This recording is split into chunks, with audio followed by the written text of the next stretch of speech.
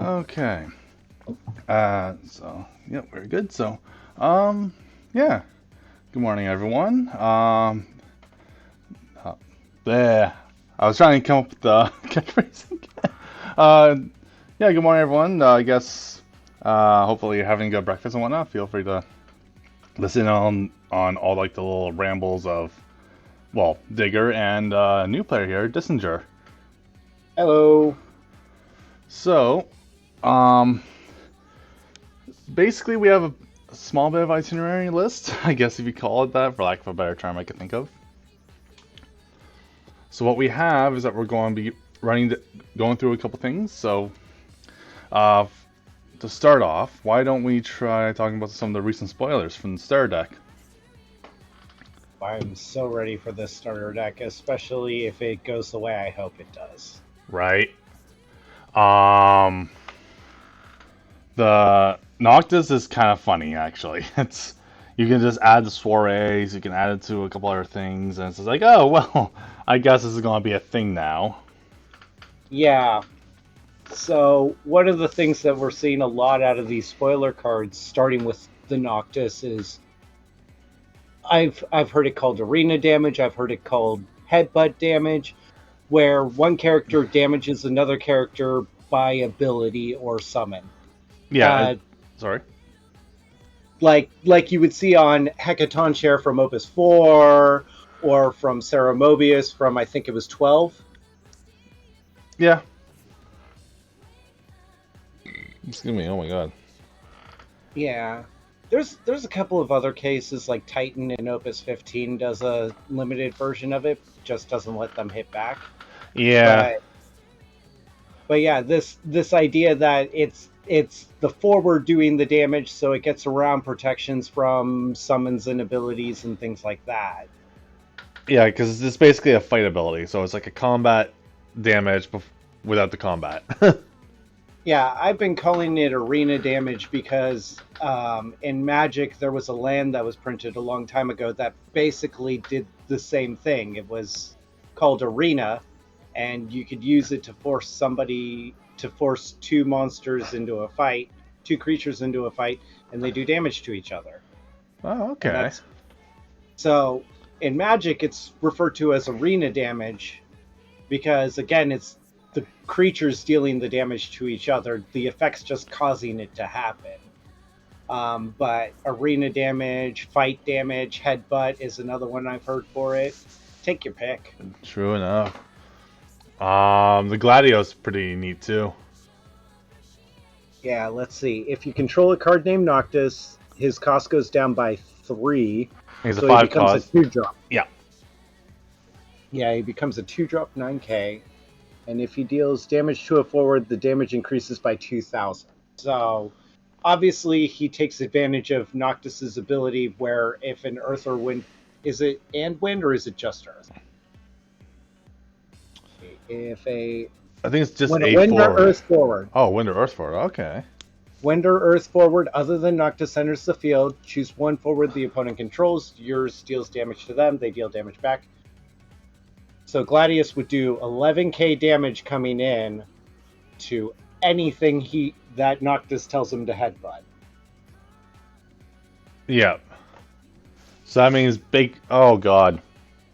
That's gonna be funky. So, if Doctor's on the field, someone arbitrarily throws in Titan. Right. Anything Blow to that's crack. smaller, yeah, on your opponent's side just blows up. Anything that's bigger than it, Titan just goes, just kind of goes, ooga booga booga, I headbutt you and you still die. Yeah, because the fun part about this is, so you've got Noctis. Noctis's ability isn't like Hecaton Chair from Opus 4. In Opus 4, when they collide, the forward getting hit gets to hit back. But with Noctis, you're just hitting. So it's a sucker punch. So with Titan, he's coming down for 9k. That's going to wipe out anything that would have survived him. And I can think of a couple of instances where that could start wiping boards because you start looking at, yeah. That's gonna be Well, funky. no. I might throw him actually in my my bleed deck essentially. Yeah, because they're both enter play effects. You could have Noctis's ability go off, so Titan headbutts somebody like a Sang or an Aerith or a Tifa, and that would drop them into kill range for Titan's enter play ability. Mm-hmm. That's interesting. Though you can also put a couple other cards that do their own fight ability on top of the fight ability. Yeah. Like Sarah from 12. Some of the Cecils. Yeah. So it's like, oh. Yeah. And then we have Titan as the last one. So the Titan's weird. It feels like you're using Titan to chuck your character at them, and you just lose the character out. It's a 3-cost summon that says you may remove a forward in your break zone from the game as an additional cost to play the card. So you have to declare you're going to do that ahead of time. You can't wait to see what they do in response to Titan. You have to. It's all up front. Yeah. But you choose a forward, and then you deal damage to that forward equal to the power of the removed forward. That could be really bonkers. It can. But the important thing to remember is that... So that's part of the ability of Titan, right? That you can just discard a forward, right? No, it's not discard a forward. It's remove a forward in your break zone from the game. Oh, okay. Oh, yeah. Yeah, it's not as good as I originally thought. If it was a forward from play, you could use some stat boost to really pump up the damage. But no, it's remove a forward in your discard in your break zone. I mean, that can be pretty cheeky if you have, like, I don't know, if someone happens to play Neo X Death, and they finally get the last one gone, and it's like, oh, I get this, it's gone. Titan. You thought. Boom. Even in death, I still ruin your day. Yeah. That's just an idea that I was thinking. I was like, oh. And it's like 10k to something, there's not a lot that can survive that.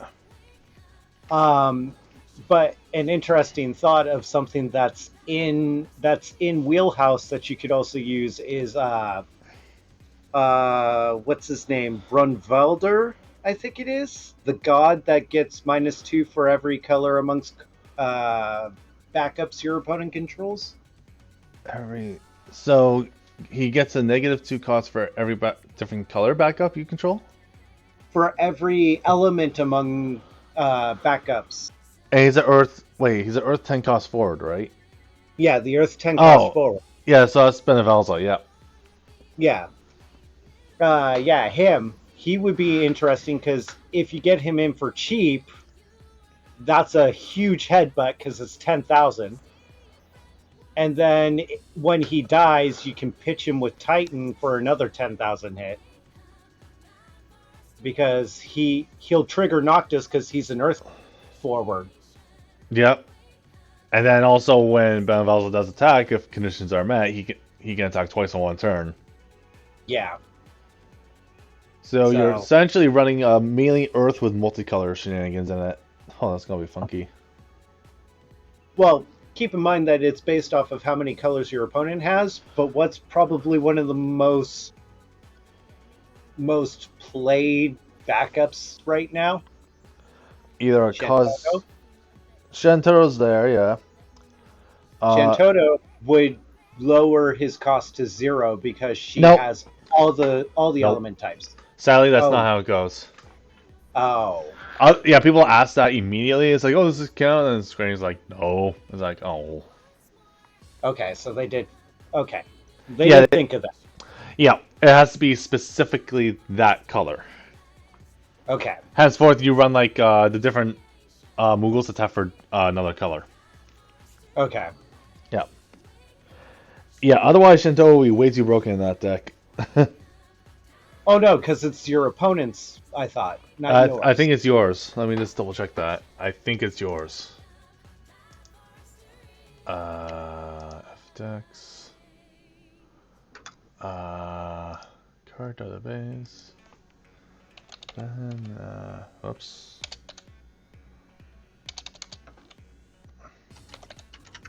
If I can spell it. I can't seem to spell it. Here, I'll do it this way. 10, 4. Oh, BHU. Okay. Okay, For each BHU. you control, yeah. For each reduced by 2 for each backup of a different element you control. Okay. Other than multi-element.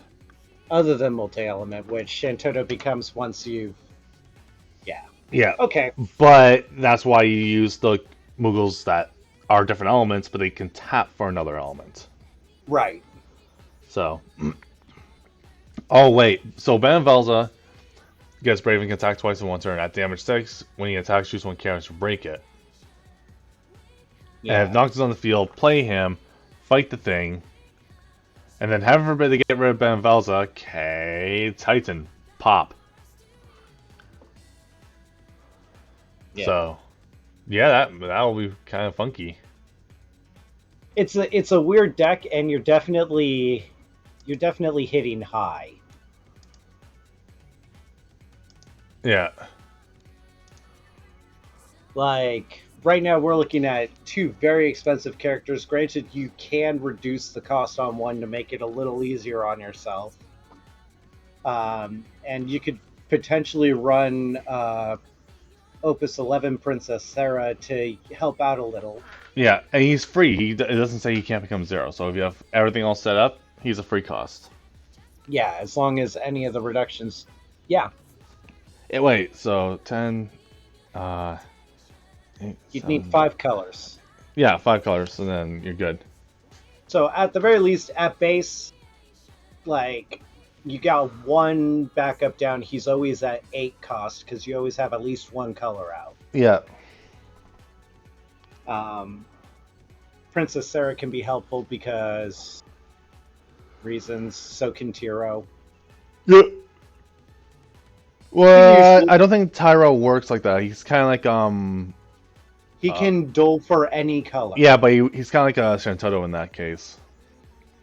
Well, he doesn't gain the elements. It's just Tiro can produce any color. Yeah, so he acts as an Earth for Yeah. counting the card. So he can be an Earth, like he can tap for any color. So Yeah. Just like the Moogles, they're 1 color, but they can dole for the other color too. yep. But yeah, that Noctis and Titan. The Titan is interesting. The Noctis is kind of funky, actually. For a And star its deck is- card. Yeah. So the reason why I'm kind of excited about these spoilers is not because of the Noctis side, oddly enough. Oh. There's a lot of headbutt damage coming out, right? You've got this mechanic that's been in the game for a while, and it's one of the few ways to get around certain protections and whatnot. I'm wondering what the Arden deck is going to do that's going to allow you to counter this mechanic that's been in the game since at least Opus 4. Okay. Oh, it looks like Haru might be joining us at some point. Yeah, no problem. Yeah. I guess we can recap when he hops in. So. Yeah. Um.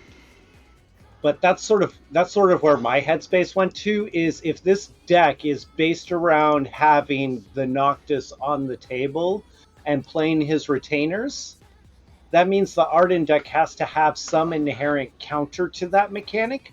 Otherwise, you're just going to get headbutt to death. Yeah. Well, So I mean, the Shinra versus Avalanche was kind of one-sided. I mean, Turks is kind of nice. I'm happy they got some more support in this current set, but when it comes to the Avalanche, it's a little bit more outpaced. Yeah. Avalanche rushes the Turks. The Turks like to control the board. There is a way to do Turks fast, but you're right. Turks are susceptible to board wipes, which we're in a meta where you have to be able to wipe the board and set up fast over and over again, and Turks just don't do it that well. But No. if I remember correctly, a Turks deck did make top 16 of PA. Oh yeah. And actually, so speaking of segue, speaking of the re-rise, let's talk about, well, first the good points, and then we go to the little bit of the bad points and what we can go on to try to learn from it. So good points first, obviously. Slop, we'll do the props, then we'll do the slops. Yeah, pretty much. There we go. Yeah. Great segue, right? Yep. So I didn't get all of what was going on personally. I just saw the aftermath of it. Yeah, same. Because I was working, blah, blah, blah, I was doing a bunch of other stuff, so I couldn't watch and see everything unfold. I just saw like the barrage of comments. I'm like, oh god. Yeah. So, like, without going on, so good points. The organizers and whatnot were awesome. Like, they did a phenomenal job, even with sometimes with the deck stacked against them, pun intended. I don't think they quite fully grasped how big the re-raise was going to be, and so they accepted the re-raise and they said 60 seats, not realizing that if they had said more seats, those seats would have been filled in a heartbeat. Yeah, well, it's kind of like the same thing with the fan fest for the TCG. Yeah. Square Enix usually caps as like 120, 125, or 150 at some point last time. Okay. Yeah, and it's like it's hard to gauge how many are going to come out to an event. Yeah. Like I just held a newbie event, and I was told, about 20 or so people have said, "Oh, I'll be there, and I'm going to show up, and it's going to be great, and expect us to be there." Let me guess. And Flaky no show. you want to know how many people actually showed up to learn? Either it's one side or the other. It's either not very many people showed up, or a lot more people showed up. 5. Yeah, so less people showed up than what they said. So flakes, got it. So, a good rule of thumb is that even if somebody says they're going to be there and they're going to try to show up and do the thing, you're going to get about half of the people that say they will be there. That's generally as an event organizer, that's what you're looking at. Yeah, no, I've learned that myself over time. But the organizers themselves from the community did a good job on their own, because it's not easy being an organizer or TO or both in all sense of whatever. Yeah. As an organizer myself, I can speak full-heartedly that that's not an easy task. And as somebody who spent 4 years building community for Games Workshop professionally, I was a Games Workshop employee, I totally understood just how rough it is to do an event that big. In fact, I helped run a West Coast Regionals for Netrunner, and that was like 200 people. And it's a madhouse.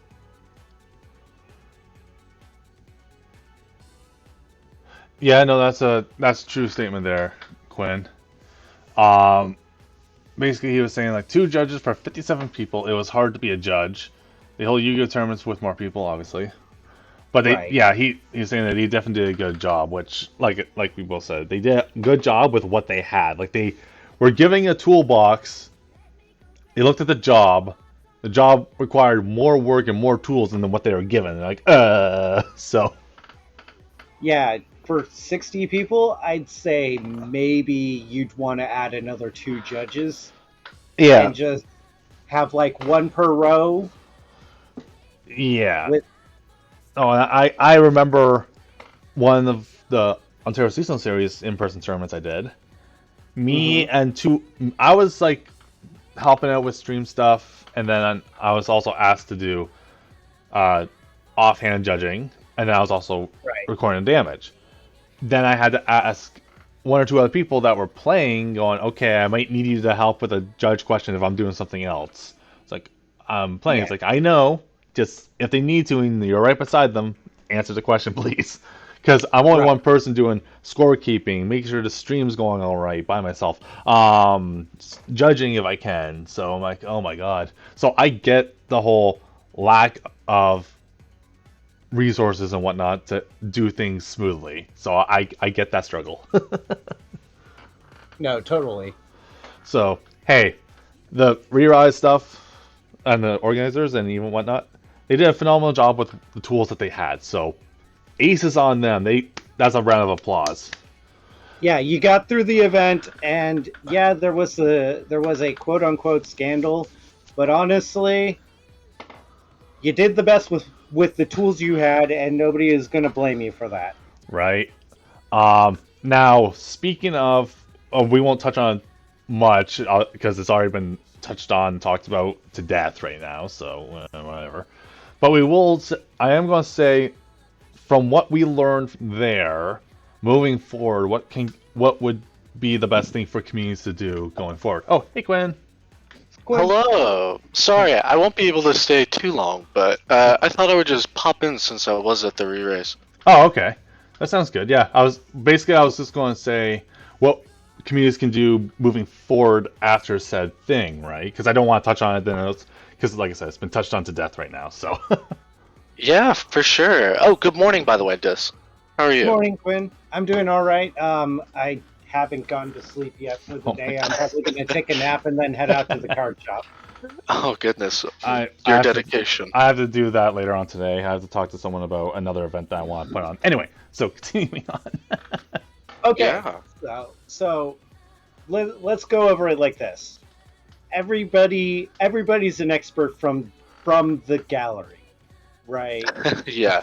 When you're removed from the situation, it's easy to call yourself the expert and say, "Well, I would do this, and I would do that, and I would do the other." Yeah. For sure. But when you're in the moment, what can you do when you've got stuff like missed triggers and people accidentally leaving cards in other people's decks, so on and so on? Yeah. Yeah. So Yeah, that's definitely Oh, I'm sorry. I was That's, go- in I was my going- opinion, sorry. that's like definitely a hard thing to like manage, especially because a lot of these games, because they're timed. So, just to give you like insight, there was like a really large TV in the play hall that had the time that was displayed on it. So, as a player, when you're sitting there, and you know that okay, if I have 70 minutes and we've gone through 30 minutes of gameplay, that means I only have like 40 minutes left. You're doing a lot of math, which is why like a lot of aggressive decks were being played that day. It's because people were really afraid of running really close to the end, because the way that they were ruling it was that once you got to turn 0, and you went through the schmutz of like trying to finish. If time came up and there was no like valid winner, they were just looking at damage, which was like really disheartening because if you were playing a control deck, for example, like Ice Earth, or you were playing Lightning Earth, you really wanted your opponent to kind of like deck out, or you wanted to like win with him on like massive turn. So it just like puts you in a stressful position where you're like, okay, now I not only have to like beat my opponent in the way that my deck wants to win, but I also have to like do it within a time constriction. So, but sorry, a lot of people were just like rushing through kind of their phases. I mean, like my opponent, I was playing Soray and Ice Earth, and there were times in which my opponent, even though I had like an Ama in hand, they would already start resolving one of their tutors, and not giving me priority simply because, like, you know, they were rushing to get through those phases so quickly so that we would have time for the rest of the match. So I totally get, like, some of the mistakes that were happening. It's just kind of like a par for the course of, being there. So, for the rulings in terms of like a TO one, because I read some of the booklet and some of the updated one, Yeah. I thought if there's no winner, it's categorized as a draw and then both people lose. Yeah, that's normally how it would be done, but the event actually, before we actually started, the head judge who was there that day was explaining how things would, they would resolve. Yeah, which is beforehand. Is kind of like par for the course, right? So. Right.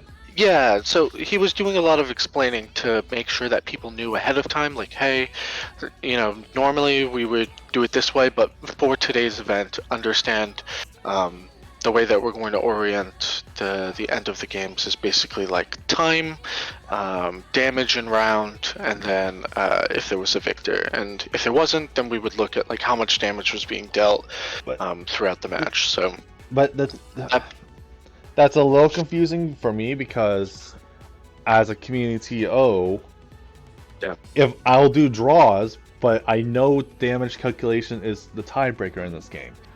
So even though there's a loss, the damage calculator will still be apparent. So The only reason they did it that way is because imagine if at the end of 70 minutes you had maybe 25 people come up to your desk to all give their results all at once.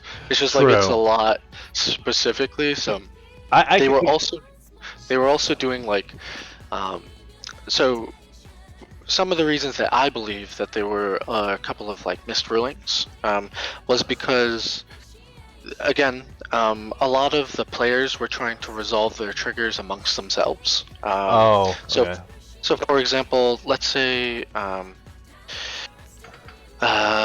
was an instance where I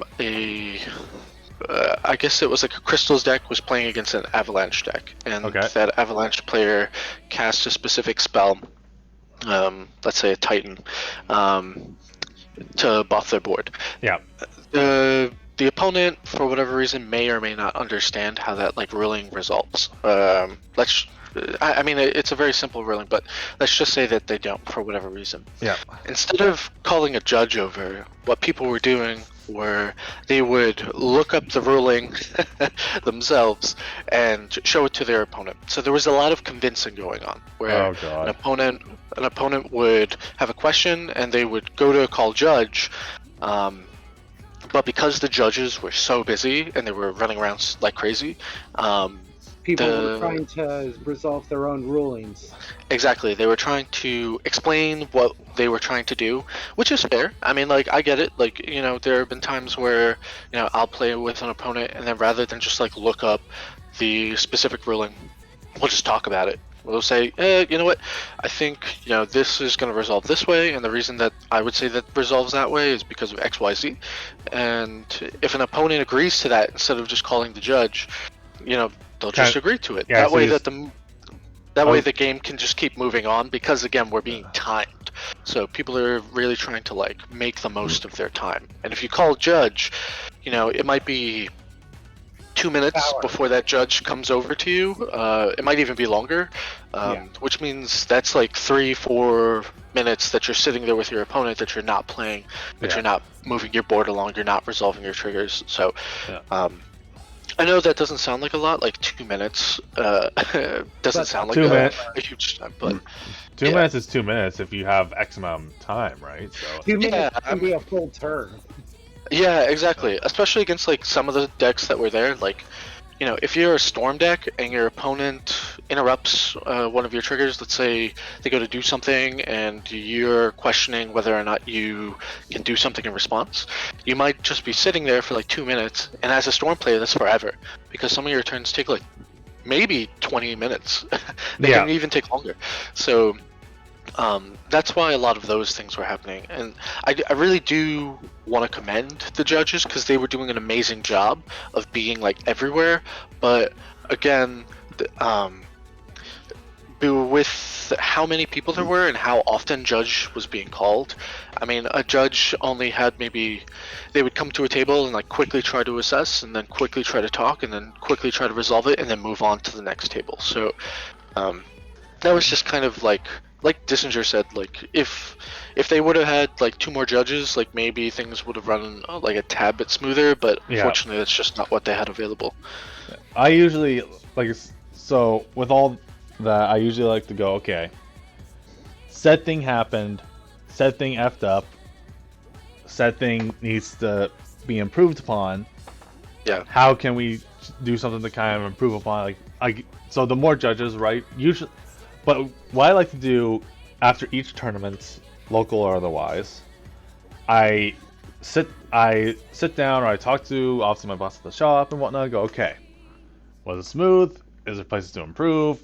I kind of messed up on this, blah blah blah. He goes, okay, you can do it this way or that way. Double check on your end, blah blah blah blah blah blah blah. So we kind of hash over what the tournament was and how we can improve in certain situations, or what can we add to make it a better experience in other situations. So that's kind of where I'm going with this. As a community, what can we do? Yeah, definitely. I think. Oh no, go ahead. I think there's also an important question that we should be asking here, because I'm hearing a lot of extenuating circumstances and things that were happening. Is this an actual snapshot of tournaments and meta for this game, or was this just an unfortunate happenstance of things that happened? You know, we had not enough judges. We had a total change to how rounds was working for that tournament. Yep. We had people that were basically trying to look up the rulings themselves and convince their opponent that this is how we should be doing things. Like, there was a lot of things going on in here that's like, do we treat this as the base, or are we going to use this as a circumstance to sort of sit there and dissect and maybe go forward with, this is the reason why we need to have things this way, you know? Yeah, no, I agree. I mean, like, during one of my matches, I was playing against a Guardians player, and I was running Soray, and Waka's ability to break, remove the abilities and break a character was on the stack, and he was targeting one of my Soray members while Morald was on the field. So Morald was on Lady Adele was on the field, targeting one of my, I think it was like let's say it was a Vestvia or something. Yeah. He was targeting Vestvia to break. You know, normally you would think to yourself, okay, no, it wouldn't break, right? Because Madam is on the field, and that's like a field ability. But in actuality, because it loses all the text, Adele's different because she adds that text to the soiree, right? Yeah, but exactly. But Waka will just go, that add text gone. Like, yes, it makes the whole card blank. Right, so but the soiree player may not know that and might argue. No, exactly. Yeah, So there was another match that was going on in which a very similar instance came up, and because my opponent and I had played that, and I was aware that that's how it would resolve, we quickly jumped in and we're like, oh yeah, no, that's how that's gonna resolve. The reason why is XYZ, and the guy basically who was next to me was like, yep, that's exactly how that resolves, and then those players were able to finish, keep on going. And like, yes, that's problematic because, you know, you're not really having the judge do the policing, which is like what they're there for, but at the same time, it kept the event moving. Exactly. Yeah. And while I will agree, you know, there are better ways for that to handle,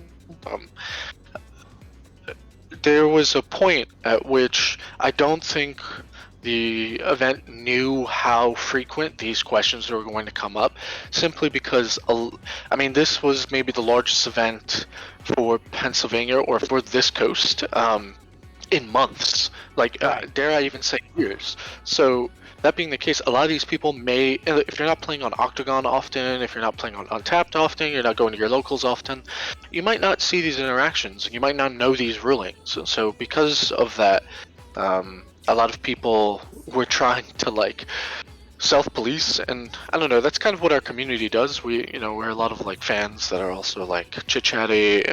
We talk with each other. We post these rulings for each other. So it's that was like kind of the vibe for the day. So I would definitely say, like, to Digger's question, I think one of the ways that they could have improved is definitely just have a couple more bodies, even if they're not judges, but just bodies that are there that are able to like chit chat, talk about what's happening, maybe even dissect the card rulings, because that definitely might have changed a lot of the ways people were playing. But I mean, again, hindsight is like 2020. Like, I could talk about that till the end of the day. But, unfortunately, I wouldn't be able to know unless I was like in the thick of it again.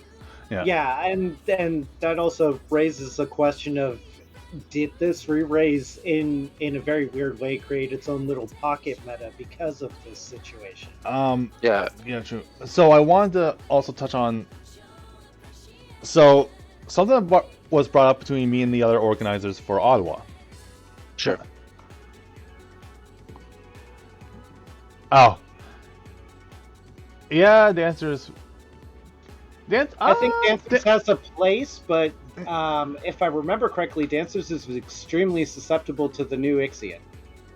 Yeah, they got hurt, I would say, quite a bit by Ixion, Titan, or not Titan. Well, I guess Titan hurts them as well, but the Dark Lord. That was like, I would say, because Avalanche and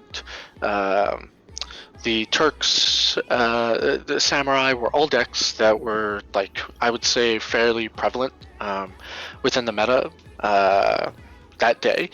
Those decks, if you were running Earth, you were running any of those cards. So Dancers, unfortunately, there were a couple of Dancer players that were there. I even played against one while I was there, and unfortunately they just got crushed. It was a bad day to be like a tribal deck. Yeah, and I think that's what it comes down to is we had a couple of answers for tribal. It doesn't solve one of the most glaring tribal decks in the meta. Sorry. But it did hit a few of the decks that got a lot of support. It hit Turks, it hit Avalanche, and it hit Samurai. Yeah, I would agree with that. Yeah. Like, I mean, I was there playing Soray, like mine was. A null stolen uses opponent's effective. Oh, right. So that's actually a good question. Sorry. Say you Mind Flayer and steal a Noel, and you play the Noel and you use his effect. He gets removed from game, so he forgets who he was under technically. Does he return to his owner's side during main phase 1, or does he return to his controller's side main phase 1? He goes back to his controller. So whoever played him that turn. Whoever triggered the ability. Yes, the ability will resolve for that person. So, that's useful to know, actually, because someone in my locals was actually wondering the same thing. Yeah, when he leaves the field, he's leaving on your side of the field because of you as the owner or controller at that point. The only way that would change is if, like, for example, you bounced a card that you controlled, and let's say the card says bounce that card to its owner's hand. Let's say you stole, I don't know, their Noel, right? And you played it onto the field, and then you, I don't know, Leviathaned that Noel on your opponent's side of the field. Instead of Leviathan bouncing that to their hand, it bounces it to your hand because you own it. So, when something's in play underneath a controller's ability, it's theirs. So the ability stays. So, like I said, there is a couple things that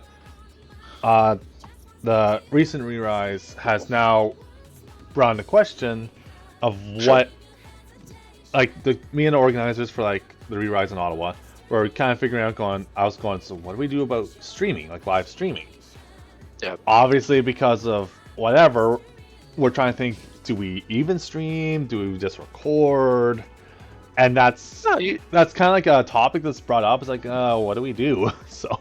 Okay, so one of the things that I'm going to come out and say is as much good as being able to clip the stream and use that to do things, I don't think that we should be using clips in the middle of the tournament to be informing the judge of what's going on, because the problem is, okay, you can make that clip, but you get like about 2 minutes worth of stream, meaning that you have the ability to manipulate that clip, and how you cut that clip can add or remove context, and that can cause a number of issues, because you could clip something and make somebody look like a cheater, and then you could sit there and tell the TOs, hey, take a look at this clip, and suddenly somebody who's completely innocent because, they left out the 5 seconds before the clip began is now being accused of cheating, and it looks damning. That's awfully nefarious. I mean, I would hope nothing like that actually happens, but I can definitely see from that perspective how that might be a reality to some people. I was just thinking maybe like just hard record the entire game, or still go through the motions of like you're streaming, but just go through the hard just record, not stream. As a happy medium, that way it's there, we have it, and it's uploaded to YouTube afterwards or something like that. I honestly don't mind it just being streamed like live, because if you think about it this way, your commentators are seeing moves happening maybe, I'd say, 60 seconds behind what's actually happening on the table. Yeah. And a majority of the time, like the re-raise is a good example. If something happens on the table, they're not able to change that just because of how much time is passing in the real world in consideration to the stream world. Yeah. So if I make a misplay and then my opponent agrees to it, even if we have video evidence that, it should have been resolved a very different way, there might be so much time that passes already for the turn. The game state can't be fixed. Exactly. So, I mean, it's fine. Like, honestly, like, the people who clipped, the misplays that were happening on stream, good for them. I'm glad that they, were keeping a watchful eye. It's just like, without the judge on the table to basically be like, hey, that's not how that resolves. I mean, it's kind of a moot point past, like, I don't know, 60 seconds, because I mean, if I resolved it and it resolved, both players agreed to it and we moved past it. So, like, at some point, it's very difficult to go back through the game state. So I believe in the tournament rules, they actually put a time limit on being able to go back and fix the game state. Yeah, true. Catch 22. So. Yeah, it's one turn, if I remember correctly. Yeah, it's just like, depending, it's like, okay, if I drew 2 cards, and like the mistake was 2 cards before that, it's like, okay, now which 2 cards did I draw? And it's like, okay, like there's a lot of honor system there where it's like, oh, okay, do you remember what those cards were? And if I'm the player and I drew like, I don't know, Visalis and maybe a backup, and I don't remember that I drew Visalis and a backup, you're going to be putting a lot of stress on me, because like, I don't want to lie, but at the same time it's like, I don't really know. So that's just it's a hard thing to, I don't know. Honestly, I think if you're gonna stream it, just stream it. Don't worry about like any of the recourse, the backlash, because honestly, like if you have somebody watching the stream tables, then the likelihood is like, that responsibility is just gonna fall on judge. So it was just a topic that was brought up with being the organizers, right? So I'm like, yeah. So what I would say is, like, you can even get the Streamlabs chatbot. I think the link is still active for it, and just have it on a repeat, like saying, hey, keep in mind that there is a delay on this stream, and so the events that have happened are already past the point that most of these things can be taken back. We appreciate you letting us know, but understand that this may not change anything at the event in question. So, because one of the big problems that came up was we had a mob mentality that was flooding Facebook. Yeah. Oh, Yeah, for sure. and that's just as dangerous, because this mob mentality is all of a sudden taking the owners of the store to task. And while I understand some of the decisions the owner had made were questionable, it's still the owner's decision when he makes these choices.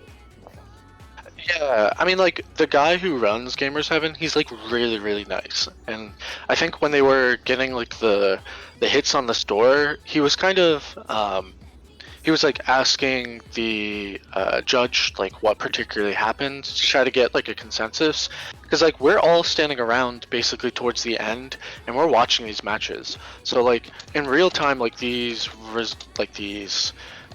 games are being played for us, but for everyone else, they're like maybe a couple minutes behind, and Yeah. that's when like those, like the really angry chat and then the reviews are starting to happen on the store, and like you're watching this guy basically like sit in front of his phone and just like be like, what the heck? So I can imagine, for him, he wasn't expecting to get like a bunch of negative reviews to a shop that these people honestly had never even been to. It's just like, I don't know, that's probably disheartening for him, and like he doesn't really deserve that, because like the man's just running a business and he's just being really kind and opening up his venue space to this event. Like I know a lot of people don't think about this, but like a lot of these shops don't have to do this. Like this guy makes his money like as like a manga cafe / video game place. Like Yu-Gi-Oh tournaments that take place there don't get streamed at all, and they get like easily maybe 100 people, like no sweat. Like if they were to post an event tomorrow, they'd probably have 100 people. Like, so for them, holding like a 50 some person Final Fantasy event isn't like one of their biggest priorities, which is probably why they didn't have as many judges as they probably should have for that day. Right. But they were just trying to do it because the community reached out. They wanted this. The guy who was judging that day had won like 2 or 3 Crystal Cups, so like he hasn't played in forever, but he's being there to like support the community that he loves. So I mean, like, that's to kind of like shit on like a group specifically because like you didn't like something that happened. I mean, that's kind of like, I think most of the people who were like commenting kind of put it best too. It's like, you're not always gonna get what you want, and like it's fine to not always get what you want.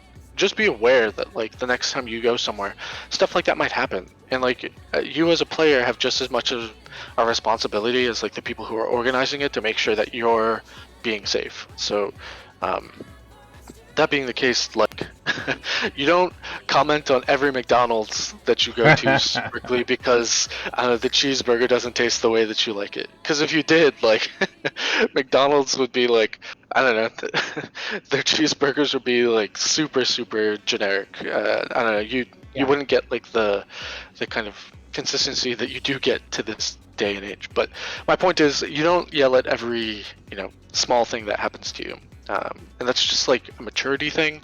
I mean, like, yeah, I don't know. It was really. I'm just gonna stand on my soapbox for a little bit. There was a lot of pettiness that's going on, and I understand that as a community we're all passionate about this, but this is incredibly petty. Yeah, I would say. The store because a judge decided, and rightfully so, not to just take somebody's clip because of the very reason I pointed out not 5 minutes ago, that that if somebody had an extra grind, like, I don't like Chris Schnell. I don't like Chris Schnell because I haven't had a good interaction with him, and that's just how it is. He rubs me the wrong way, and maybe if I met him in person, we'd like each other. But so far, every interaction is negative. Oh, do you mean Nick Schnell? Do you mean Nick Schnell or Chris Schnell? I'm sorry. I think it's Chris Schnell. Is he the bald guy? Like ginger, kind of has a beard? I unfortunately don't know what he looks like. I've just bumped into him on several internet spaces, and he's been a total jerk towards me every time. And I mean, without one of those cases, well, hold on. If I wanted to get him in trouble, I can make a clip that totally paints him as being a cheater, just for petty vengeance, which this group has now shown it is more than capable of doing. Yeah. But And sorry. that's why I don't think clips should be admissible to judges mid-event.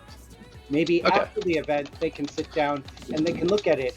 But if we're going to be petty enough that we're going to sit there and condemn a store because a judge inside of it made a call I didn't agree with, we shouldn't be taking those clips into account, because we've already shown that the group is petty enough to try and tank the well-being of a human being that is giving us a place to play simply because he's being nice. Yep. Yeah. Again, hopefully the person I'm thinking of is not the person that, has wronged you, but for sure, I definitely agree, like, we probably shouldn't be shitting on places that are being kind enough to do services for the community. I mean, I get that judging is not going to always be the best thing. I mean, Digger and I have probably played 100 matches in which we've sat there and we've both looked at each other and been like, I don't know how this resolves. We're like, I don't know how this resolves. We're like, maybe we should look it up. And then we look it up. Yeah, that's pretty much it. So. Yeah, and then we just, between the two of us, we both agree on something. And, whether or not that's the actual way that it should be resolved, I mean, everyone has their own take on that. But for him and I, like, that worked out pretty well, and we just kind of, go with the flow with that. And that just happens to be the way that we play cards. But again, I think because tensions were so high, and people were feeling so anxious about making sure that they finish on time, I think there was like, for example, the ruling in which Sam Prime was playing with his opponent Steve, and they were sitting there, and they were resolving whether or not Physalis was one of the cards that was drawn in his hand. Mm-hmm. The judge had just finished doing a ruling at another table, and because Sam and his opponent basically talked out that turn, whether or not they both, because they were rushing and because, it's a competition, should they have waited? I mean, like, that's kind of up to them. They're both really well, how do I want to put it? They're very good players, both of them. So, I mean, I'm sure, if they're missing something, any one of us who was sitting across from either one of them might have missed it as well. Or, misidentified it. But that being the case, the judge came over and was just trying to explain what may have happened to them based on their conversation. So they have no context, they have nothing, they're just going off word of mouth. So for people to be mad specifically about a ruling that, the judge is just coming into and trying to, like, figure out, the judge is also aware of time. So I know I'm going to keep coming back to this, but the judge is also aware of time, and he can try to grant more time, but that also messes with, like, all the other matches that are around and happening. So the judge is just going to try to come to, like, the most common denominator amongst what's being said at the table. Could he have sat there and, like, done the card math and, like, mapped out the turn of what happened? Sure, but especially when you're like, okay, there's 20 minutes left, I'm not going to take 10 minutes to figure out this decision. I'm going to ask these two players, and they're going to come to a consensus, and when they both agree, I'm pleased, they're pleased, and they can move on and they can continue their match. That's pretty much how that was resolved. And is that the right way for them to do things? I don't know. I'm not a lead judge. That's, like, not my forte. Yeah. But that's how it was resolved, and frankly, that's how they were able to, like, move so quickly throughout their games. So sure, I mean, you could put more judges on the table. That might still happen with the judges. I don't know. At the end of the day, I really think the people who were taking their frustration out because they were witnessing were kind of getting this, like, weird, I don't know, they were not really realizing what was... They were becoming Judge Dredd instead of Judge Judy. Exactly. They were kind of getting, like, this, like, air about themselves where they believe because they have the information that information should immediately be resolved right there and then. But unfortunately, like I said, time works differently for Twitch. So by the time even by the time even the commenters were starting to like read the comments, they had already moved on. Like they had already started playing, and like I was like 2 tables away, and like I was hearing the discussion. The judge was there. I think even while the judge was at that table, the judge had been called 2 other times, like within the playroom. So like other people were like getting up. Like I know, I think even KP or Kyle Peters was like, from time to time, the people around him when they would go to like ask judge. Kyle Peters has been around. He's like, you know, he knows his rulings. He was just like chit chatting with some of the people who were like next to him, and if they had questions, he was just answering them based on his knowledge, just simply because of that lack of you know, presence in the room. And that is that the right way to do it? No, but like as a fan community, a majority of us all do that anyway. I mean, we have a Facebook group in which people just like ask questions instead of like tweeting at SE. Yeah, so Right. like, is Square Enix going to be able to answer every question? I mean, they try, but they're not going to be able to do that all the time. So, Even I mean, Square Enix gets things wrong at times. Like there are times when Yeah, I've seen Katayama-san himself say something. Square Enix goes, you sure about that?" He goes, "Oops, my bad. Yeah, no, it's this." yeah, I mean, So, like, just that way people will understand where I'm going to come from. When it comes to, like, staffing your event, my recommendation, keep in mind that this is from my experience running Netrunner tournaments and running tournaments for other card games. 1 judge per 20 people. The head judge is not tied to a group of 20 people. The head judge is there to enter in all of the data to make sure that the event's running smoothly and that, you know, pairings are put up, and to answer a question that the judge for a group of 20 may not know immediately off the top of his head, to facilitate and go faster. I Yeah, mean, I can agree with that. yeah, I definitely think it's an unfortunate thing to kind of be sitting there wondering, okay, when is the judge coming to me? Should they have put more judges there? I don't know what kind of availability they had for other Right. judges to be. You know, again, that room was maybe one of the most competitive rooms that I had seen any of these re-races. I mean, you have people from Florida, you have people from like California, you have people from Portland, you have people. I think there was like one person from Brazil. There was even some Canadians that came down. So like, Yeah.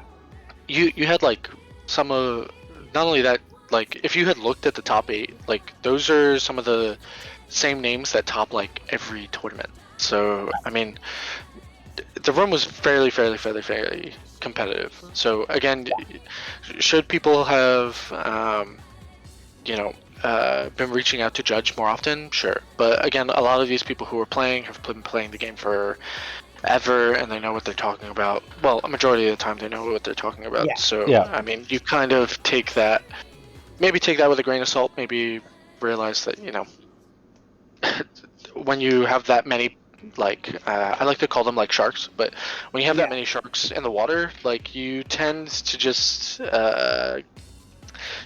ask the same sharks the same question. Like, Right. there's a guy who is there. This is why I wasn't sure if we were talking about the same person, but there's a guy who's there. His name is Nick Schnell. He's a really nice guy. Helped me pretty much like understand like what I wanted to play as a Final Fantasy player just in general. He was there like just normally he's the one who's answering on the FF pages as well.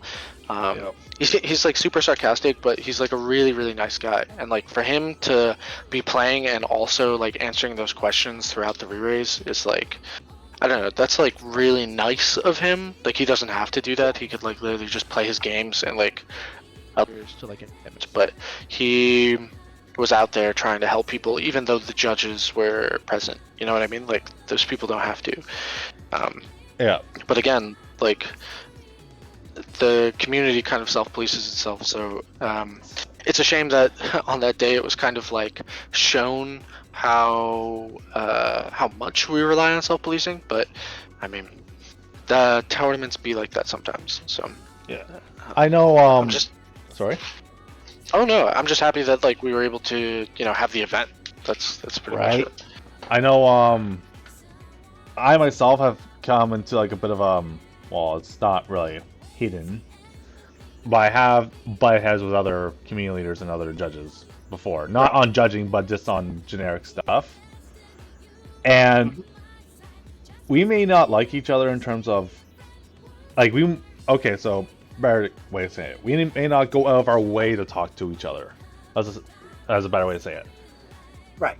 But when it comes to this, we will defend each other if someone questions what we do and how hard we work versus whatever. We will defend each other till the cows come home, because yeah, that's one of the things. Like, who was it? There was a guy. I think he still plays. He had like his thing online was Jet. I think it's the character Jet from 10. I think that's his thing on Discord or otherwise. I think it's still that. Right. It's not Law. Is it Lawsley? I think. I'm not sure. But me and him have butt heads before multiple times. But we know and understand that if anyone bashes either me or him, he'll come to my defense, I'll come to his. In that sort of understanding. So it's, yeah, we may not like interacting with each other, but we will defend each other in that sense. So in terms of community, I think maybe leaving baggage as much as possible. Like if you, like let's just say, I don't know, I'll say Nick Snell or whatever. I'm just naming something off the top of my head. If I don't get along with him, I'll be civil in the event. I'll talk to him in the event.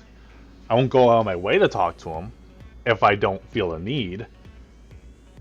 But I'll be civil enough to leave my personal drama at the door and just come and do a thing. Like it's like the event, the re-rise was after, and I've seen the comments of people like trolling the board essentially after said event, after everything's been resolved. I'm like, okay, this thing's resolved. I get it, but you're just like kind of like doing like the whole on the keyboard. So I'm like, okay. Well, sorry, I get it, but it's just. Yeah, it's we are a very passionate community. These are very competitive events. Some people have been arguing, hey, these are not sanctioned Square Enix events. We don't need to be getting up in arms, but that's not how that works. Yeah. These are the first organized play events that have happened since COVID began, pretty much. To sit here and claim that these events are not competitive because they aren't sanctioned Square Enix events, they're sanctioned as much as they need to be. They have prize support from Square Enix, and they have more prize support than the normal. I would not be remiss if I were to say that these are probably on the same level as regional events. And regional events are when competition begins. Yeah, that's it. Yeah. Oh, actually, do you guys have like the chat up as well? Yes, I do. I see Masato's question. I was going to wait for you to acknowledge it before I. Yeah, well, I was just waiting until you finish your thought. So yeah. Yeah.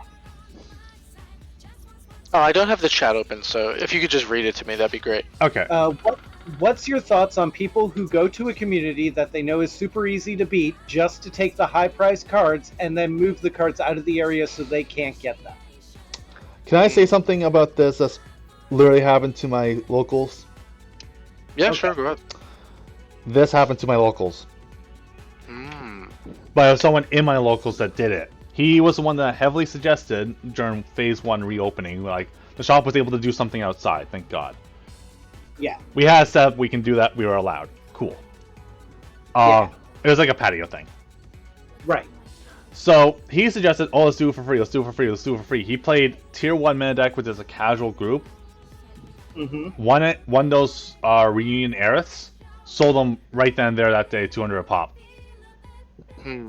So, let's just say he dug his grave even deeper than it already was with the rest of the Ontario, Quebec, and other communities that he usually would associate with in Canada. So let's just call that what it is. That's literally card sharking. That sounds like it. Yeah. Like, And the he, dude literally pulled a sucker punch in order to fleece his target, in which case that was your community, in order to try and win big and get the money. yes. Yeah. He actually did almost lose to a newbie, technically, which would have Yeah. been great. I mean, he was still salty about it, even though he came in first. But it would have been great if he lost, came second.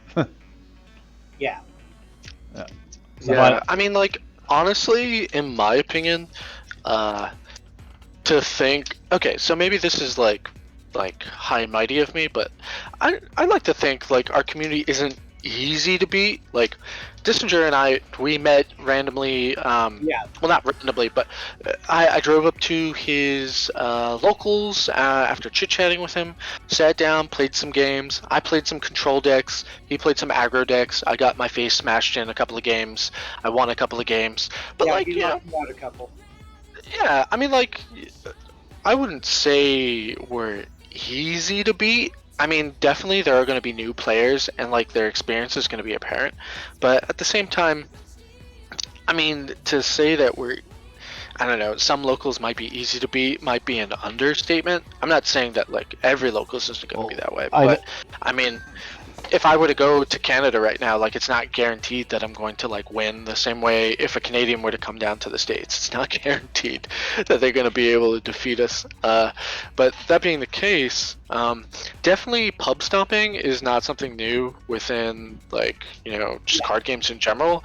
I think it's almost... I don't know how I want to say this. Maybe this comes off kind of arrogant, but... go ahead. Let's put it in this way. Okay. Yeah. I'm the most experienced player in my play group. I've been trying to teach the others and getting them up to speed as fast as possible. But you've seen the level of decks I've been playing. Okay. Yeah, sure. Let's say that Digger here hears that, hey, this guy just started a meta, and he's about to hold a tournament, and there's let's say he got his hands on like 20 of the re-raise Amaterasu, and there's going to be like 2 full play sets for first place. So I'm just going to roll down with Mono Windstorm, and I'm going to take his locals so I can get those 2 sets of nice, excellent full art re-raise Amaterasu, sell one of them on eBay for like $360, and pocket the other one, and pay for my whole trip. Yeah. So something like that came up before COVID, which was kind of put Amazon in a bit of a pickle as well. Let's say that's the situation, and I think that's kind of the level that Digger is getting at, is that these people were not playing their A game. They were playing like their C or D game because they were just there to have fun, and then this guy came in and card sharked them. So to finish that little bit, and then the example for Kayama San part. At times I forget to add the San, but because horrifics. So what he did, I talked to him. I was like, dude, you don't do that. People are ticked at you for that now. It's like, well, everyone does it. Not everyone. And it's like, well, it's not my fault that they didn't win free cardboard. I'm like, oh no. I mean, to be fair, so this is just my opinion. Take it with a grain of salt. Right. If you're showing up to beat a bunch of new people at, like, you know, a card game, that's like a problem with the person themselves, more so in my opinion than like what they were playing. I mean, I get that. Should they know better? Yeah, I mean, like, they should probably know better. And is that kind of like a shitty thing to do? Yeah, it's kind of a shitty thing to do. At the same time, should they be kind of I don't know, should they be rude to the people who are organizing it, or maybe like not take into consideration what the people who are organizing it are trying to achieve? I mean, yeah, they should be really taking into consideration how this kind of impacts the community. But again, not everybody is that deep. Not everybody is looking to be that deep. Some people are just looking to be very surface level. So I mean, like, that's on them. Yeah, I have found. Oh, I'm sorry. Go ahead. I have found that usually the people with that kind of mentality it's a pattern. It's a pattern of trauma that happens. Like they get into their first card game and they get taken to the cleaners by some of the more veteran players because those players got taken to the cleaners when they were first starting, and they feel it's an important lesson for that player. So I'm going to sit there and I'm going to trade him Pikachu for his first edition holofoil Charizard, making him think the Pikachu is worth a damn, but really I just walked away with like a $300,000 card. And usually that's a cycle of trauma that happens, and because I've seen that. Like I literally, so there was this guy back when I was living in California. We're gonna go with his name is Jerry. Okay, Jerry. Jerry was a Yu-Gi-Oh regular at this game store that I was part of, and I used to run weekly Yu-Gi-Oh tournaments for the shop owner. Sure. And basically I'd run the tournaments, make sure that everybody was okay on Saturday, gave the owner a day off so that way he didn't have to worry, and that was that. But I saw this guy basically trying to weasel cards out of kids and stuff. I was like, come on, dude, you know better than that. And he's like, it happened to me when I first got started. They need to learn a lesson. I was like, they're young. They don't understand. You doing that to them doesn't impart a lesson. It just imparts pain and trauma when they realize what's happened to them. There's an old saying for that, is two wrongs don't make a right, and an eye for an eye and the world will be blind. Right. Offspring sang a song about it. It all just happens again way down the line. Sure. Sorry, I'm not laughing. I'm not laughing at the saying. I'm just laughing that we're talking about Offspring. Yeah. So it's definitely a secular thing, where usually the people that have that mentality had that mentality used against them, and so they had to adopt that mentality as a defense mechanism. Yeah, I would agree with that. I know when I first started this game, I always fed to the wolves. Do I use that same mentality against people? No. I generally go in going, okay, I'm going to play my jank deck, going to expect to get my ass whooped on multiple occasions, but I'm playing a jank deck. I hold back enough so I don't go all out. Now, there's a couple new players it's like, now there's a couple new players that said, hey, just go all out. You sure? Yeah, just go all out. Okay. Yeah. I finally put together that mono windstorm deck, and Quinn, I got lucky. Those 2 boxes had 3 Bismarck. Ooh. Nice. We take those. We take those wins. So I finally got the 3 Bismarck for the deck, and so I'm down to proxying like a couple of Althea, a couple of Chocobo, and the Ash. Yeah. It's just like, again, do I think it's cool to pub stomp now? Is it kind of shitty? Yeah. You can argue any way that you want. Like, it's a little shitty, but at the same time, it's like, if you know that you have nefarious kind of players, I mean, I would just keep an eye on them. Just maybe even say to them like, hey, this is a casual, like even before they come in, be like, hey, it's a fairly casual tournament. Don't play anything tier 1. And if they say like, well, like it's an open tournament, you can be like, yeah, but I'm the one giving the prizes. So like, if you're gonna play here, you're gonna play nice. Like, it's just, play with your friends. Don't play to be, a curmudgeon. I mean, I can't tell you how many times someone told me like, hey, I have like a casual deck. Like, I think even when Dissinger and I played the first time, I even asked him. I was like, I have a slew of different types. Yeah, I was like, I have a slew of different types of decks. What would you like to play against? And like, that's just like a nice conversation you can have just with like anybody, just to make sure that you're taking into consideration and being considerate about how they feel. Like, I don't know, maybe that's like too much effort on someone's behalf, but I mean, like, honestly, it's not too much effort to take care of your friends. So sorry, Masato-kun, I'm not giving you a single Bismarck. I need all 3. It's my only play set. Uh, Nice. but oh, I was just uh, sorry. okay. So, Quinn and Digger may remember this conversation that came up a couple of weeks ago about using cards in a different language than the common language of the area. Okay. Yeah. And they may remember that I gave advice on that, and I'm going to say that advice here on the soapbox. The tournament director is the dictator of fun. A tournament is not a democracy. You are there under your tyrant's benevolent gaze, hoping that they use the silk glove and not the steel hand underneath.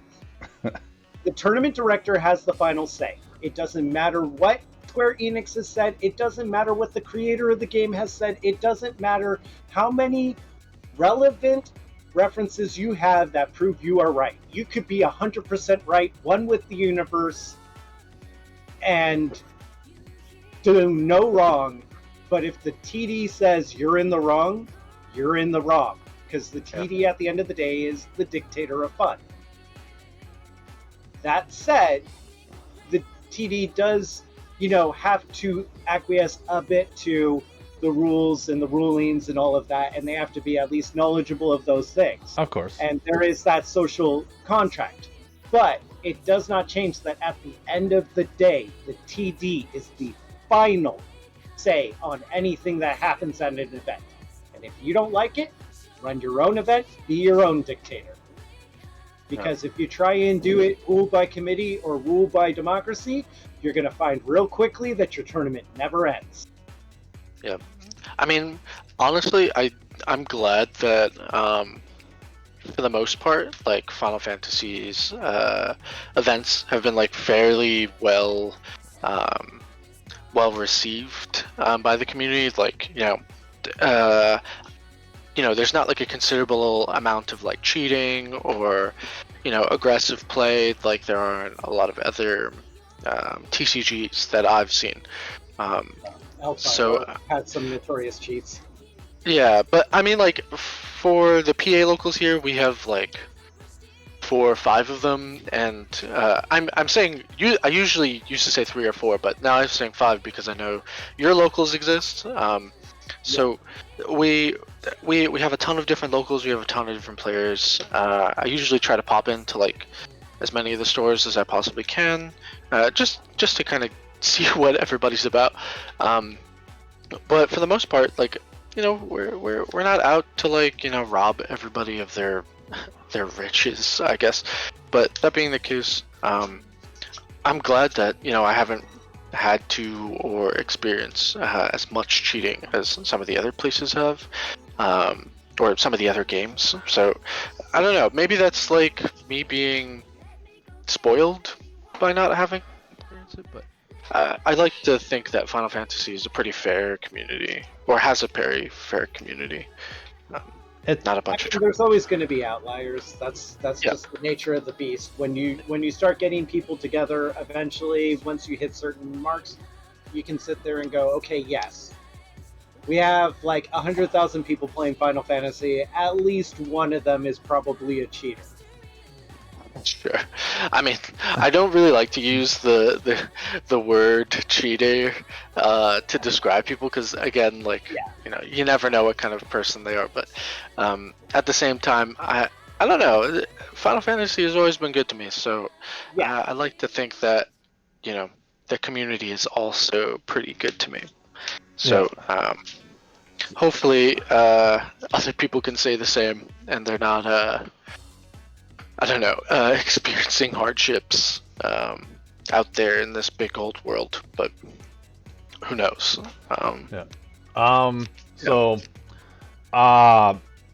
apart from all that, because I think we've kind of concluded the whole bit of the re-rise and possibly moving forward and all that other stuff, I would actually like to touch up on another topic, actually. Yeah, sure, whatever. So other than that one, probably the upcoming re-rise, but I also would segue off that into the 25th anniversary of FF7. Yeah.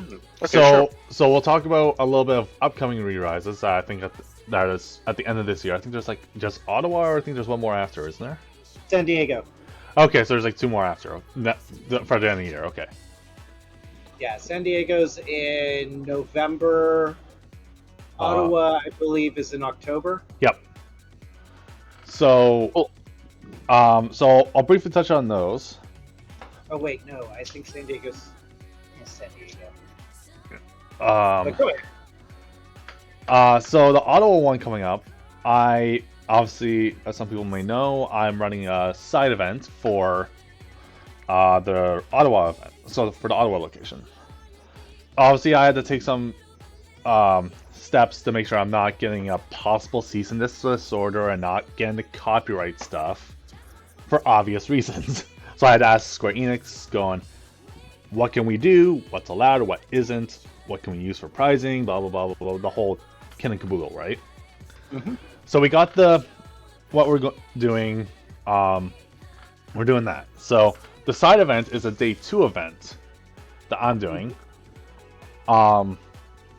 That after round 1 is when registration for the side event will begin. Right. So I mean round 1 for day 2, so top 16. Right. So for those that don't make top 16 or don't make the top cut for top 16, after round 1 of day 2, they can take part in the side event for extra little goodies that will be neat and kind of whatnot. Yeah. So, and I was actually surprised about how RB kind of handled the side events a little bit. Why would you say that? I was going in there expecting, okay, the OSS is going to kind of do its own little pricing, obviously without getting copyright, but we have to do our own little pricing. Mm-hmm. Next thing you know, I see from a Twitter thing on RB saying, okay, I'm sending the stuff over to Ottawa for their re-rise and some extra stuff for them because they didn't get a lot of stuff. I'm like, cool. I also got a reply prior from the Square Enix Facebook because that's where I was asking questions so I don't get in crap. Right. And like, oh, and he basically said we're sending extra pricing for raffle / side events. I'm like, what? I got official backing for something cool. So I was like, I was a little I was a little taken back. I was like, wait, what? So that's why I was a little surprised about that. But so me and the shop owner, I'm basically going to pay him back in some way or what. I've known him for a little while. He's a really good guy. He's going to make sure, like, if there's an odd number, I'm to step in on day 1 and play. Mm-hmm. So that way it's like whatever and blah blah blah. I'm like, okay, so there's not going to be an odd number. His only stipulation is that if he's going, whatever deal that we're making, either I pay him, obviously I pay him for the entry later or whatever the case, right? Right. Is whatever he decides is that I'll go, okay, I'm stepping in, I'm going to be playing as an even number. His only thing is play to win. I'm like, I'll try. But then if I get top 16 by some miracle, I'm like, what do I do? I'm running this day 2 event. Oh no. Yeah. So well, you can always do water crystals. That's been going really well for me. I'm really surprised at how strong that is. I'll probably just play one of my either my deck that people usually know me by, or just play something else. But basically, I'll probably just go day 2 if I happen to make day 2. It's like, okay, who's 17th? Yeah, you go ahead of me. But yeah, I have a plan worked out with the shop owner. We're doing stuff. So everything else is done, so that's fine. And there's the San Diego one. I don't know much about what's going on there. So okay, so with San Diego, I did look it up on Google. It is November 12th and 13th. Okay. At Tabletop Tavern in San Diego. Not bad. Okay. the event kicks off, and we will have a taqueria catering to San Diego for all event participants during a scheduled break. Drinks and other snacks will be available for purchase throughout the event. You can get a carne asada, a pollo asada, or a quesadilla for your taco options. Okay. Let's go tacos. Oh yeah, that actually does remind me. Ottawa's doing the same thing as well, but food is given out, not you don't pay it technically. Right. It's kind of the same thing. Sorry, I just remember that. My bad. Okay. There will be mini games and events with additional pricing from Final Fantasy TCG and Tabletop Tavern, Nice. and then they've got the pricing for it, and then they have the link for the tickets. That's not bad. Yeah, so they will have side events. They haven't officially announced any side events, and they probably will wait until October to do that. Mhm. At least that's what I do. Is I kind of pull around and see what the pulse is. See if you want to run a title event, side event, or if you want to run like boss decks or whatever. Yeah, it makes sense. And then you have. Yeah, I'm sorry. Toxic Kingdom. Yeah. To give you insight how the re-raise in Philly went for side events. So day 2 was, I believe it was boss deck, cube, and then constructed. And a majority of those were like prized fairly similarly to their actual tournament. It was like, I don't know, you just signed up if you wanted to play. There was like no hassle, no fuss. It was actually really, really fun. The second day I actually did much better than I did my first day, so I was excited there. I don't know, hopefully your events go just as swimmingly. Yeah. So that's where San Diego's at least. Yeah. Okay. It sounds like they did like a pretty similar kind of situation. So I mean, the only reason I bring up my experience was because of how fun those side events were. So Right. Yeah. I mean, hopefully, hopefully you don't. I mean, this sounds terrible, but hopefully you won't be in day 2, so you could experience some of those events and you can run some of those events because they're actually Yeah. really fun. Yeah. I know that's like the only time I'll be against you, Digger. I'm so sorry. That's understandable. No worries. Sounds super cruel, but I'm saying it from a against. happy place. I'm against myself in that situation. Okay. That By makes the sense. way, speaking of boss decks, Oh, get ready for the new Sephiroth boss deck. Oh. And Yeah, yeah, that'd be cool. and then actually speaking of which as well, the 25th anniversary. It's part of 25th anniversary, isn't it? It might be. Yeah. No, actually, I think it is because it has like the stamp on the box. Okay, so it is part of the 25th anniversary. So let's talk about these 2 awesome products that are coming out. Yeah. Well, one's a little less awesome just because you've got to get 3 of it, but Yeah. But so the first one is limited edition only for the 20th anniversary event. Order from the Square Enix website itself. yeah. And the rumor is during Tokyo Game Show, pre-orders go up. Yeah. So if you want to start pre-ordering, wait till like 12 or 2 a.m. depending where you are in the States or otherwise. You up here really late. When they go up, pre-order that stuff. So basically, the item is a Final Fantasy VII Remake anniversary playmat. Yep. And it comes with a alt art Tifa full art foil card with her in her. I think it's her exotic dress, but they call it her sporty dress for Final Fantasy VII Remake.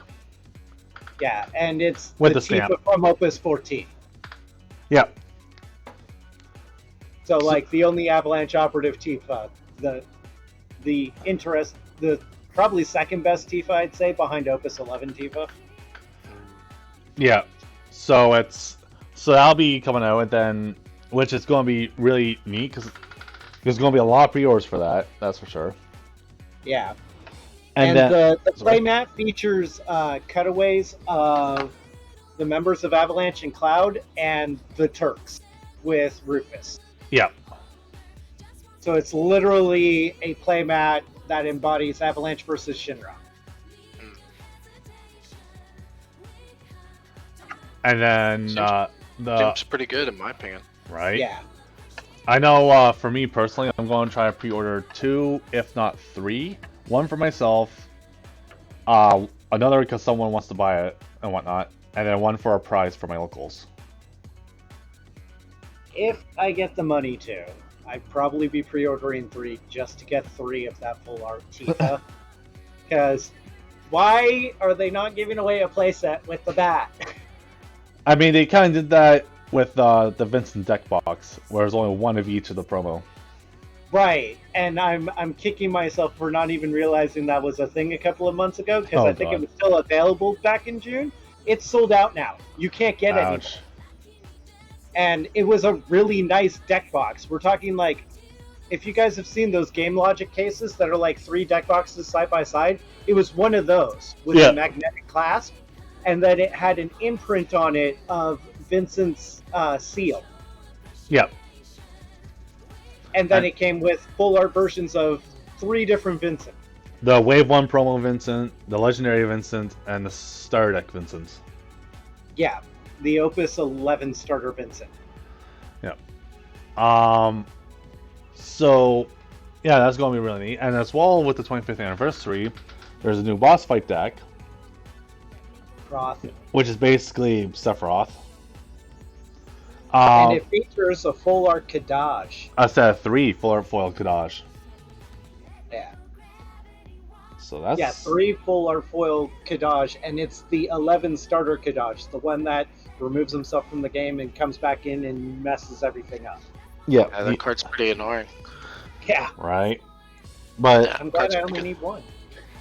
Exactly. But so there's going to be that. Other than that, so we talked about that. But is anyone else thinking about? Probably now. What I'm doing is a little step up from what usually would happen. But is anyone else thinking the same thing that I would be for their locals, or What's that? in terms of getting pre-ordering one of those for a prize? Yeah. So I know a couple of locals down here, because it's on the SE store, some people are just buying them separately, so that they can get the mat and the card. But I know a lot of the people, because they're buying, some of the people down here love their playsets. Because they're buying 3, they don't really need 3 mats. So Right. I think some people were thinking about using them as prizing for some of the tournaments around here, specifically just to make sure that if you're new into the game, the best thing you can do is get a mat for the game that you like. I mean, even if you don't like, let's say, I don't know, you're not the biggest Final Fantasy VII guy in the universe, but being able to just say, oh, I have a Final Fantasy trading card game mat. They take it to other events that they're going to, other games that they're playing. I mean, it's a great way of getting word of mouth to kind of pass around that the game exists. So, people, I know I'm just talking from my experience, but it sounds like a bunch of people are gonna just raffle off those mats that they'll get extra. And when it comes to the boss deck kind of situation, I'm sure people will just probably end up buying boss deck cards for the sake of just getting those reprints, getting some of those full art cards. Especially since it's hard to find the Cloud versus Sephiroth starter. Yeah, I would say. I mean, at this point, the game has been pretty good with reprints. I mean, I'll say I think they need to reprint Amaterasu in kind of a valuable way, but outside of that, they have they've been good to the community. So hopefully, products like these keep coming around so that more people can get their hands on them and just brew. Because no offense to the collectors out there, but Bismarck has no business being $30. 40. Yeah, it's just or 40. That shows how long it's been since I've had to like buy a Bismarck. But Yeah.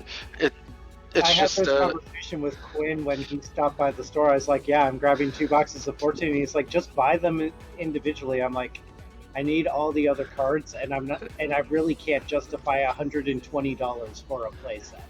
yeah. I had no idea it was like that much. I was like going through TCG Player because for myself, like this is just how I buy cards, but I'll buy like a single box and then whatever I'm missing, I'll just go to TCG Player and buy the singles of because I mean I don't need that much bulk.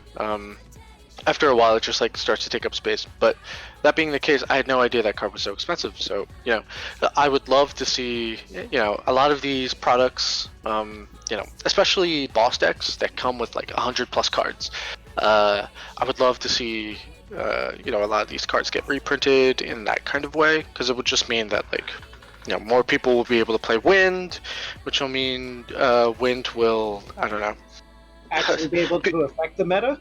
Yeah, I mean, like it can affect the meta. I just think it'll allow other people to be able to play it, and I don't know. I'm not the kind of person who likes gatekeeping. Like if everybody has the same tools I do, like great. Like I want them to be like I say this all the time. Like I don't mind losing. Like I actually prefer losing because it just means that like I have room to get better or like I have someone who's better than me and that like gets me. I don't know. Maybe I'm like a masochist, but that like kind of gets me going. Where I'm like I just want to play another game and play another game and play another game. Right. I mean, we have a friend who's in the locals here online. I'm not sure if they'll listen, but his name is Haru S. And like one of my favorite things is like watching him from like the beginning of when we started this to like where he is now.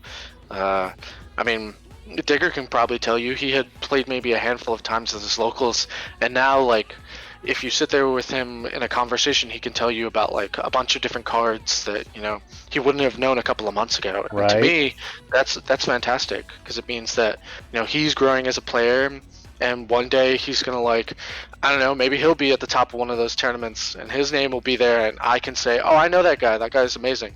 So like, I actually had those are my favorite moments. I actually had a kind of similar thing, but it was in real time yesterday at my locals. I met with some guys to just kind of play cards, whatever, just have fun. Mm-hmm. I wasn't expecting to go, hey, let's just do a fun free tournament because we had 6. I'm like, okay.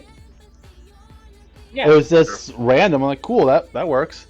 One of the girls that came down to play, she brought one of her friends' kids with her. I'm like, okay, sure, that's fine. He started playing. Had like a couple.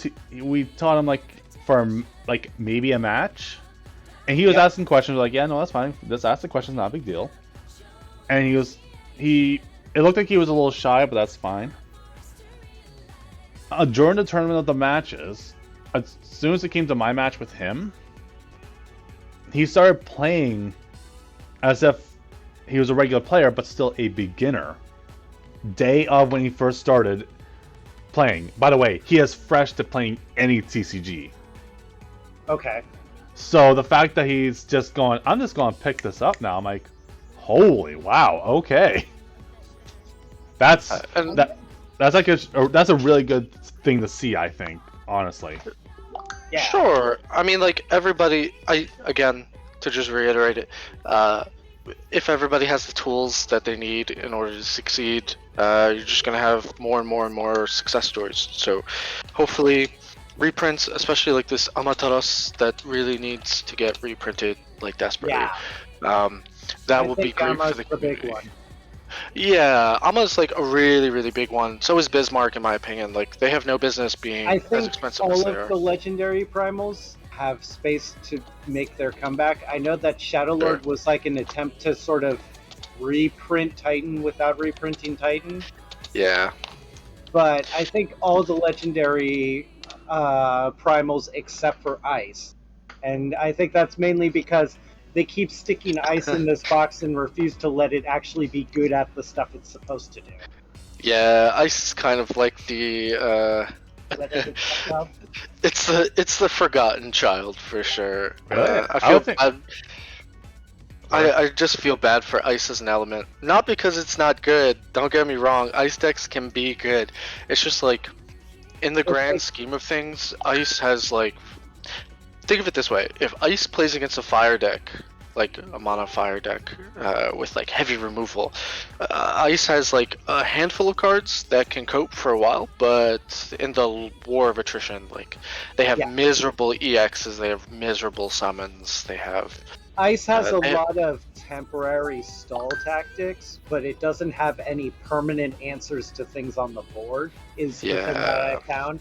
Like, yes, you have things like the Shiva that deals damage to Dole forwards, but that's kind of the issue, is that for the most part, Ice is stuck in a discard and Dole situation, to the point that they have to devote so many cards to just those two mechanics, they really can't afford to be sneaking in cards that deal damage to Dole forwards. Yeah, especially when like some of their game plans are like heavy into like the Dole freeze or the discard. It just means that you don't have opportunities to do like things like, I don't know, break or like, what does Ice do against Fall Thanos? You know what I mean? Like outside of summons, like it has one card it can use, but only if. No, actually, I don't think it works. Marius the Corrupted, I don't think works on it. Yeah, it'll target him, but I think it's like 5 or less gets cancelled. So it just, I don't know, he gets like screwed. The one I was thinking about was 5. It's there's a version of Marius the Corrupted that forces the opponent to break an attacking forward. So you could play for Feel Thanos and cast it, but it's a 5 drop, so he still negates it. Yeah, unless it says like select or choose, but outside of that, that's like a whole different story. My point is like, reprints in like these anniversary kits or like in the boss decks, like those are like the best places in my opinion to put those cards, because not only will you sell a bunch of cards, you'll also give back to the community that needs these things. And like, honestly, like, how are you supposed to play Wind right now without Bismarck? You know what I mean? Like, it's very difficult. Bismarck and Althea. Yeah, exactly. How are you supposed to play Mono Fire without Amaterasu? Like, how are you supposed to play, I don't know. I'm trying to think of another element that's like has a really, really expensive card. Water decks with Leviathan, for example. Yes. Like, you need these cards. So without them, the decks fall apart. They lack that potential. So just making sure, like, don't get me wrong, the re-raise was great, and being able to get like a full art Amaterasu was wonderful.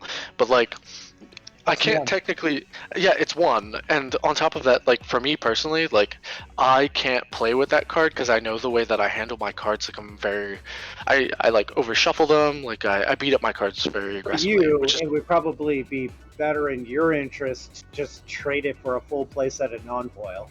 Yeah, honestly, I mean that's like so mine is sitting in a binder with all my other full arts, but I probably will never play it, and just because of the reason that you said, like I don't want to ruin it, because like that's how I look at my stuff, but not everybody's that way.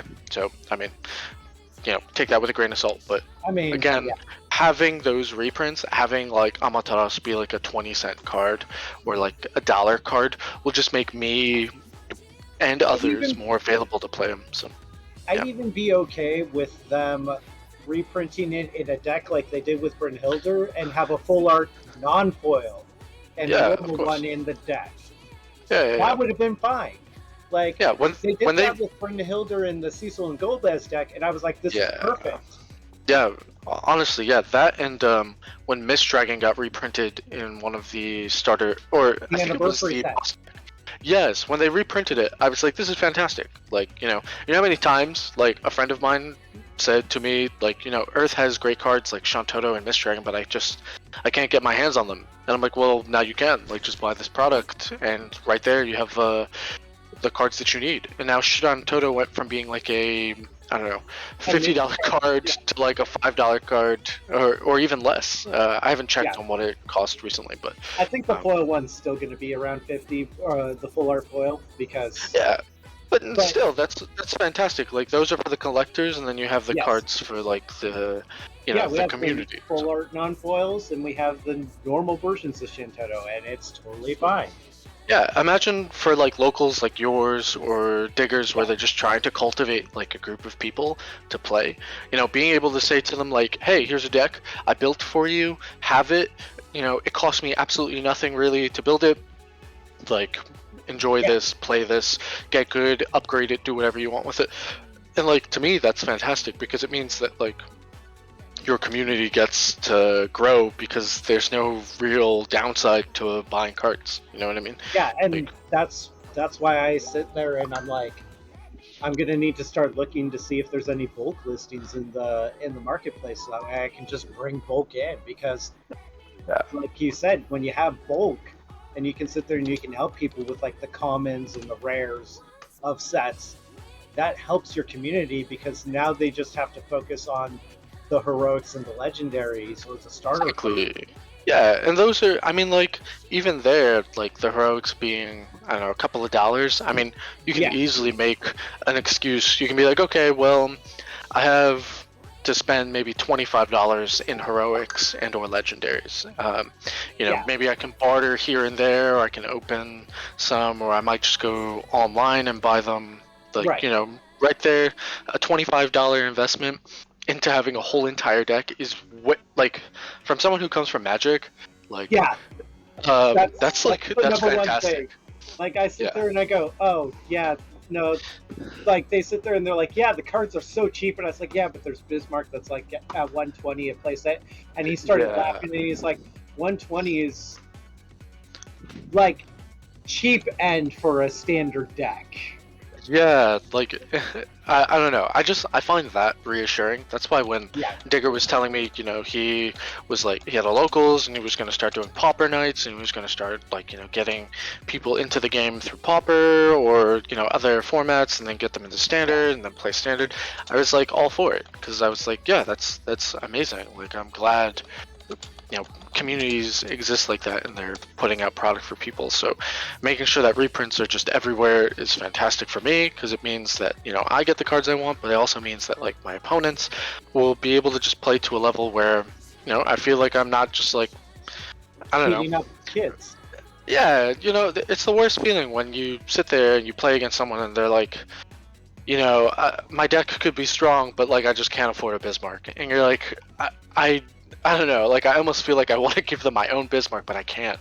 Like, knowing that like I also need it. Misato here, who's like, give me the Bismarcks, and I'm like, I can't. Yeah, or like, Chocobo, for example, the 2 CP summon, like that card has gone up and up and up and up and up and up and up. Yeah, it's at about 10 right now. Same with Tiro. Tiro is ridiculous, and that's because of the waifu tax. Like, let's be real, it's because of the people collecting the full art Tifa, some of which don't even play, but it's like you can get $400 or $500 for a full art Tifa from Opus 11, and that's wrecked the economy on that box because pretty much everything's marked up because of the waifu tax. A box that's $300. Sometimes there's also the opposite, which is the husbando tax as well on things. That's true. Let's just not exclude the husbandos. But right. Well, let's. I admit that the full art Cloud and the full art Sephiroth from that set do go for a pretty penny. Usually, like what, $200 or $300 a pop? Yeah, I'd say. I think I saw the last. Oh, go ahead. I was going to say the Cloud and the Sephiroth will go up even higher next set coming out. Yeah. Right, because we're getting the Ameno alternate art versions of Aerith, Cloud, and Sephiroth. Yeah. As full arts. Which, that's nuts. And I was like, oh my god. Yeah. But that could also easily turn into, you know what? I just pulled the Cloud or the Sephiroth or the Aerith, and these are alt-art Amanos, which means that they haven't devalued the older cards, which means they're probably even going to be worth more than those because they're now an alternate art version of those. Yeah. So at the very least, they're worth the same. I just, again, like, I'm all for, the collectors having their collector's market. It's just like at the same time, you like, as long as you can keep the balance between where people are able to afford cards and not break their wallets. That I don't know. I feel like that's how like a game finds longevity. The Because Windstorm like, deck that won Brisbane is probably the priciest deck that's on the market, and it sits at probably around $200 or $300, which a lot of Yeah. Magic players would laugh at. But Final Fantasy players are a different breed, and $200 or $300 is like, yeah, I mean, like, to put it in perspective, like, for those of you who don't play Magic, like, Magic's playsets are 4 of a particular card if you're playing Standard, but if you're playing some of the side formats, like Commander, for example, some of those cards are, like, very, very, very crucial to, like, certain game plans, but they're super expensive. Like, and I that's have a because you're mono... only allowed one. So Exactly, because you only need one, it shoots the price up because they're trying to get as much as they can out of you for that one card. Yeah, like I have like a mono green deck, I have a couple of mono green decks, but one of the cards that's required in them is Gaia's Cradle, and like I didn't have a Gaia's Cradle before, and I had to purchase one. And for those of you who don't know, Gaia's Cradle is like maybe the cheapest one you can find is maybe around $500 to $600. So Yeah. unless you're playing with that card like a lot, like that's not really something that everybody will be able to afford. Yeah. So I mean, it's just a lot of, and that's just one card out of like, again, Commander decks are 100 cards, singleton format. So unless you have ways of tutoring your Gaia's Cradle or putting it on the field outside of your hand, like that's a very expensive card to have just singleton of in your deck. So for Final Fantasy, where the cards are like, you know, in the $50 or $60 range, like that's pushing it for already a format that's like very, very, very I don't want to call it niche, but the community is smaller than some of the other card games. So it's a fraction. We yes. can easily say it's a fraction of what the other communities have, and to sit there and have outliers like, this is a $50 card, this is a $30 card, this is and have them all be from like the same sets. It's like, for sure. But with that though, I think it's now almost about like 2-hour mark. No, that's fair. I probably am going to bow out. I have a hike that was delayed due to weather, so Okay. I'm gonna bounce. But it's always a pleasure talking to y'all. Hopefully, we'll get to play online soon. I know I probably planned on popping up to Distinger's locals maybe Wednesday, but hopefully I'll see him soon. So until then, y'all, coming up, and I'll make sure to make time to show up when you do. Yeah, sure, sounds good. Alrighty, y'all, ta for now. Thanks for the talk. Yeah, no TTFN. worries. Thanks. Yeah, bye bye. Alrighty, bye.